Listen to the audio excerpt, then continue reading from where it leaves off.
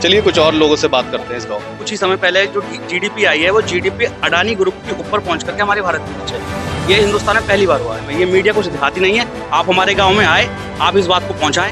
आप बताइए, जहां 70-80 रुपए लीटर बिकने वाला तेल 200 रुपए लीटर मिलेगा तो आम आदमी क्या करेगा? डॉक्टर सीपी सिंह जिज्ञासा वहां भर्ती कराया। अभी मैं मम्मी का ऑपरेशन करा कर लेके आया हूँ, पित्त की थैली का। उसमें 50-45 हजार रुपए खर्च हुआ। आयुष्मान कार्ड मेरा घर बना हुआ रखा, उसको फेंक दूंगा, ले जाइए आप। 10 तारीख का चल सन्यासी मंदिर, बाबा तो जाएंगे मंदिर में। इस बीजेपी सरकार ने निकम्बी सरकार निकली। बैठ लेकर के आए। राम मंदिर को तो अरबों रुपए का चंदा इकट्ठा कर लिया इन्होंने, एक पैसा लगाया उसको बताओ, लेकिन वो पैसा गया कहाँ, उसमें लगाया कहाँ? कौन देगा? उसमें लगाया है राम मंदिर में। तो उधर गल्ला मिल गया तो सिलेंडर महंगा मिल गया। कितनी महंगाई है? तेल है वो 200 रुपए किलो, बताओ गरीब गुरबा क्या खाएगा? जी क्या नाम है आपका? मेरा नाम अंकित सागर। अंकित क्या करते हैं आप? मैं बीएड कर रहा हूँ और बीएड कर रहे हैं और लगातार सरकारी नौकरी की तैयारी कर रहा हूँ।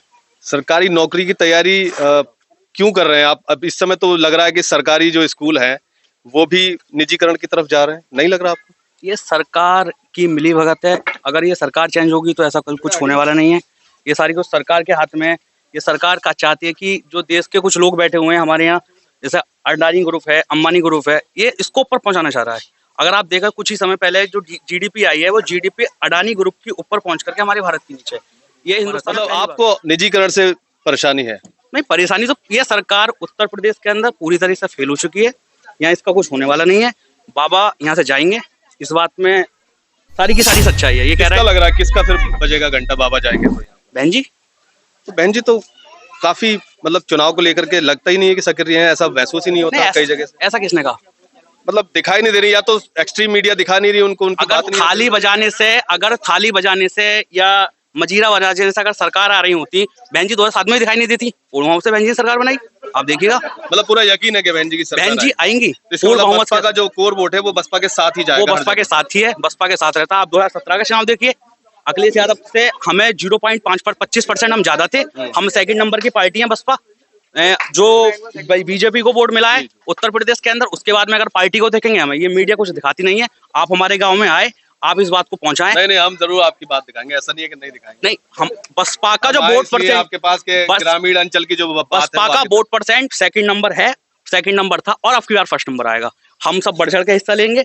हम युवा हैं, हमारे गाँव पूरा सारा का सारा वोट हमारा बसपा को पड़ता है। से प्रत्याशी अनिल चौधरी है, उनसे आपकी क्या उम्मीदें हैं? ज्यादा उम्मीदें हैं, कम उम्मीदें हैं, क्या लगता है आपको? अगर वो विधायक बनेंगे तो क्या देंगे आप? क्षेत्र को डेवलप करेंगे। जो कुछ योजनाएं रुकी हुई हैं अभी भी सरकार में, जो नहीं हो पाई हैं, वो पूरी होंगी। गांव की तरक्की होगी। आप हमारे गांव को देखिएगा, बहन जी के समय में ये सड़क पड़ी हुई है, बहन जी के समय में लाइट लगी हुई है। उसके बाद में आज से 15 साल हो गए, 10 साल हो गए, आज तक हमारे यहाँ पे कोई विकास नाम की चीज नहीं है। जो चीज टूट गई वो टूटी हुई है। समाजवादी पार्टी के विधायक रहे 5 साल यहाँ पर, उससे पूर्व में 5 साल उनकी सत्ता थी, अब तो खैर भाजपा की सत्ता है।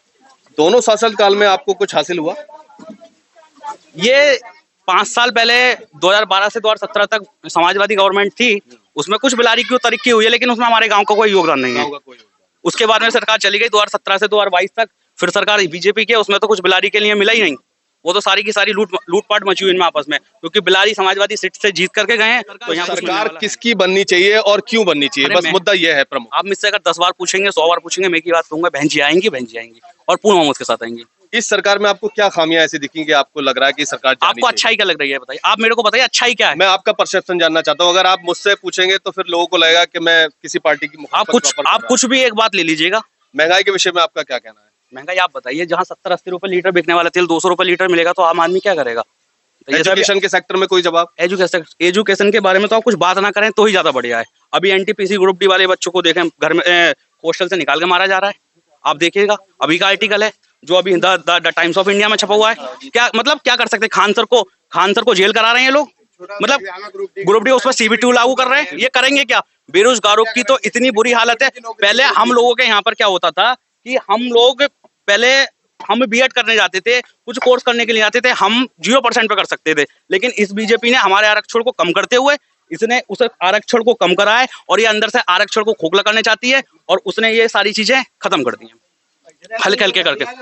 योजनाओं को लेकर के आप क्या कहेंगे? आप युवा हैं, युवा वर्ग से आते हैं। योजनाओं को लेकर के भारतीय जनता पार्टी कहती है कि बहुत सारी उनकी योजनाएं ऐसी है, जैसे कि उन्होंने प्रधानमंत्री आवास योजना दी है, लगातार राशन दिया है लोगों को घर घर मुफ्त इस सरकार में, और भी बहुत सारे काम किए हैं। हमारे टाइम पे तो एक ही योजना बनी है, उसमें भी योजना भी क्या कह सकते हैं, 1,20,000 रुपए में आदमी क्या बना ले मकान? ये एक अंशदान मांग सकते हो, छोटा सा। ये आप ये कोई योजना नहीं है। मैं मानता हूँ कि मतलब 450 रुपए का सिलेंडर ले लो, अगर उसे हम डबल रेट में करके, आयुष्मान कार्ड के विषय में आपकी क्या है? इस बारे को मैं बताऊंगा। सन 2018 में मेरे पापा की तबीयत खराब हुई थी, जिसमें मैंने सिद्ध हॉस्पिटल में भर्ती कराया था आयुष्मान कार्ड से। उससे अच्छी दवाई मेरे गांव के डॉक्टर कयूम बैठे हैं वो दे देते हैं। ये लोग ऐसी दवाई दे रहे थे कि वहां पे कॉम्प्लेम और डीकॉल को जो गोली होती है, उसके अलावा उन्होंने कुछ नहीं दिया। सिद्ध हॉस्पिटल सबसे बड़ा हॉस्पिटल है, उसके बाद मैंने वहां से छुट्टी कराने के बाद डॉक्टर सीपी सिंह जिज्ञासा वहां भर्ती कराया। अभी मैं मम्मी का ऑपरेशन करा के लेके आया हूँ पित्त की थैली का, उसमें 50-45 हजार रुपए खर्च हुआ। आयुष्मान कार्ड मेरा घर बना हुआ रखा हो, उसको फेंक दूंगा, ले जाइए आप उसको। आप बात कर रहे हैं आवास की, पहले इंदिरा आवास मिलता था, ये सब पहले से चली योजनाएं चली आ रही हैं। अच्छा, बात करते हैं कि किसानों को 2000 रुपए देना है। समाजवादी में मायावती की सरकार, जब बहन जी की सरकार थी, उसमें महामाया पेंशन मतलब उन्हीं योजनाओं को कहीं ना कहीं एक स्वरूप दिया है, जैसे 100 डायल को 112 किया। एक चीज की बात और मैं करूं, अगर एक चीज और आप देखेंगे, बहुत बारीकी सी बात है। एक जब कोरोना काल आया था, तो उसमें ये लोग एक वो लेकर के आए थे कि हमें गजट लेकर के आएंगे, और गजट लाने के बाद हम उसमें क्या देंगे, एक पैकेज लेके आए थे राहत पैकेज के नाम से, उसका कहीं कुछ हुआ नहीं। अच्छा, यहाँ पर कोरोना से कुछ मृत्यु हुई है गाँव में? नहीं। आपके आस पड़ोस में कुछ बिलारी वगैरह हो गई हो, बिलारी वगैरह हो गई। अच्छा, कोविड हमारे इलेक्शन के टाइम पे क्यों आता है? बिहार में इलेक्शन हुआ, सेकंड वेव आ गई। अब हमारे यूपी में, उत्तराखंड में थर्ड वेव लेकर आ रहे हैं। कोविड इलेक्शन टाइम पे क्यों आता है?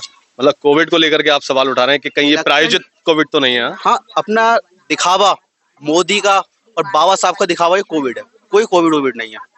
बाबा साहब किसे कह रहे हैं? बाबा योगी बाबा वो तो 10 तारीख को एक ही गाना, 10 तारीख को एक गाना, चल सन्यासी मंदिर में। बाबा तो जाएंगे मंदिर में। मतलब आप ये कह रहे हैं कि नौजवानों का लगातार कहना है, उनका लगातार विरोध है कि वो जो है भारतीय जनता पार्टी की सरकार को धकेल। मैं बेरोजगार हूँ, मैं मजदूर नहीं हूँ। एजुकेशन क्या है? मैं इंटर BA सेकंड ईयर में, फाइनल इस बार। मैं श्रम कार्ड कैसे बनवाऊं? तो आपकी पढ़ने की उम्र? हाँ, पढ़ ही रहे हैं, कंपटीशन तैयारी कर रहे हैं, नौकरी के चक्कर में लगे पड़े हैं। ग्रुप डी जैसी नौकरी के 2 एग्जाम देंगे साहब, बताओ क्या कर रहे हैं? ये हमारी सरकार है। एक एग्जाम ये 4 साल में कराएंगे, कुल मिला के 2 एग्जाम 8 साल में कराएंगे, हम तो वैसे बुड्ढे हो जाएंगे। कुल मिला के ऐसी कोई योजना तो नहीं है कि 35 साल 40 साल तक पढ़ता रहे, उसके बाद फिर उम्र जो है इनका सिस्टम है, यही करना चाहते हैं ये सारे का सारा लोग, ये पब्लिक है, ये सब जानती है। आपका कोई भी जाल जो है पब्लिक पर नहीं चलता है। कुछ लोग ऐसे जरूर हैं जो उस जाल में फंसते हैं, लेकिन धीरे धीरे लोगों को जरूर उनका जहन खुल रहा है। चलिए, बेरोजगारी का एक मुद्दा, मैं पोस्ट ग्रेजुएशन हूँ। आज UPSI ASI के एग्जाम पेपर कितने हुए? 7 लाख बच्चों। अगर ये इस टाइम रिजल्ट देते, 9000 भर्ती होते। इन्होंने रिजल्ट को पोस्टपोन कर दिया, रिजल्ट रोक दिया बिल्कुल। रिजल्ट कब आएगा? इलेक्शन के बाद रिजल्ट कब आएगा? बच्चा 7 लाख को भ्रमित किया जा रहा, भ्रमित किया गया बच्चे के। निकम्मी सरकार निकली।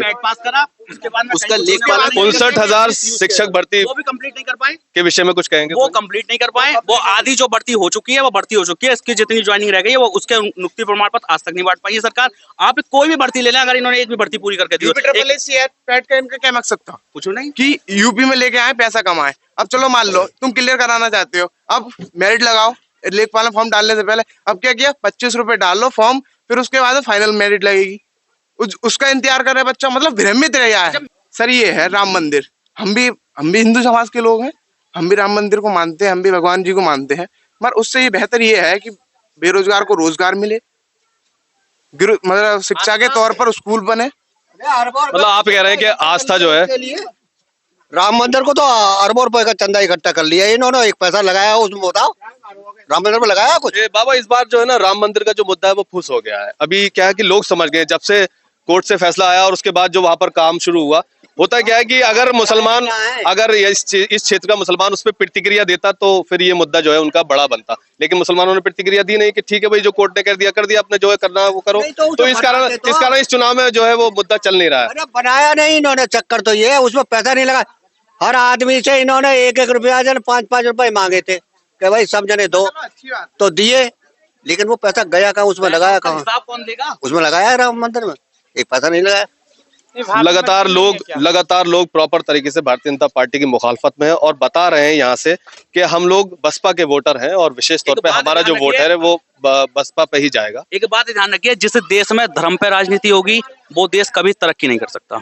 इस देश में धर्म पे राजनीति हो रही है, ये देश कभी तरक्की नहीं करेगा। और इन लोगों ने, समझदार के लिए सारा बहुत बड़ी चीज है, इन लोगों ने अभी एक नारा लेकर के आए हैं कि 80 हमारा और 20 सबका। अगर आप 20% की बात करेंगे तो 20% में मुस्लिम और दलित क्लिक की बात कर रहे हैं, 80% में सबकी बात कर रहे हैं। ऐसा कुछ होने वाला नहीं है। सारा बहुजन समाज पार्टी सबको साथ लेकर के चलती है। आप कह रहे हैं कहीं ना कहीं विभाजनकारी नीतियां इनकी रही हैं। ये सिर्फ धर्म को पहले रखते हैं राजनीति में, और जिस देश में राजनीति अगर आ जाए तो वो देश कभी विकसित की ओर जा ही नहीं सकता। तो राजनीति से तो देश चलते हैं। ये जो धर्म पे राजनीति कर रहे हैं, धर्म के नाम पे धार्मिक राजनीति, ये लगातार उनका कहना है कि धार्मिक भेदभाव की वजह से इन्होंने काफी नुकसान पहुंचाया समाज को। आपने परसों का आर्टिकल पढ़ा होगा, अभी मोदी जी का छपा है कि देश भ्रष्टाचार की ओर जा रहा है। बहुत अच्छी सी बात थी ये। मैंने परसों का न्यूज़पेपर पढ़ा तो उसमें था कि देश लगातार भ्रष्टाचार की ओर जा रहा है। अच्छा एक बात बताइए, केंद्र में कितने दिन से मोदी जी की सरकार है? लगभग 7-7.5 साल हो गए। अगर आप 7.5 साल के बाद ये बात कहते हो कि देश भ्रष्टाचार की ओर जा रहा है, तो मैं ये कहना चाहूंगा, मैं इनसे इतनी सी बात पूछता हूँ कि आप ये बताइए, आप 7-7.5 साल में कर क्या रहे थे? और आप 14 में आए किस वजह से थे? कि ना भ्रष्टाचार ना गुंडाराज, और आप अभी भी भ्रष्टाचारी दिखा रहे हो। तो इसका मतलब कमी किसके अंदर है, ये जनता सब जानती है।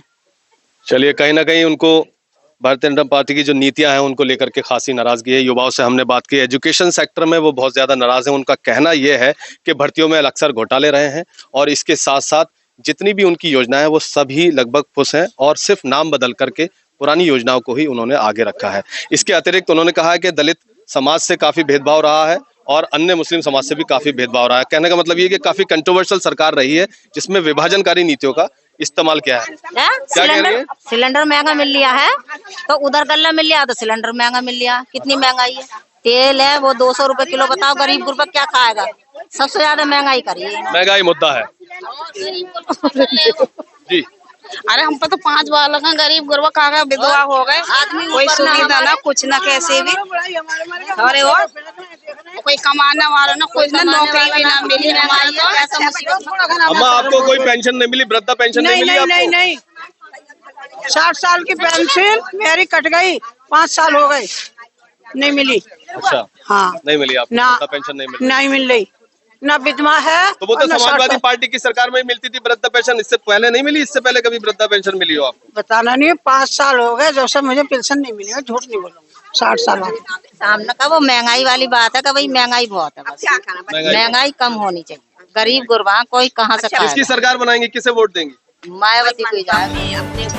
मायावती को वोट देंगे। मतलब कहने का साफ है कि लोगों की नाराजगी आप साफ देख सकते हैं। और ये रिपोर्ट ग्राउंड की रिपोर्ट है जो आपने अब तक देखी है। अगर आपको ये वीडियो पसंद आई हो इसको लाइक करें, शेयर करें और चैनल को सब्सक्राइब करें।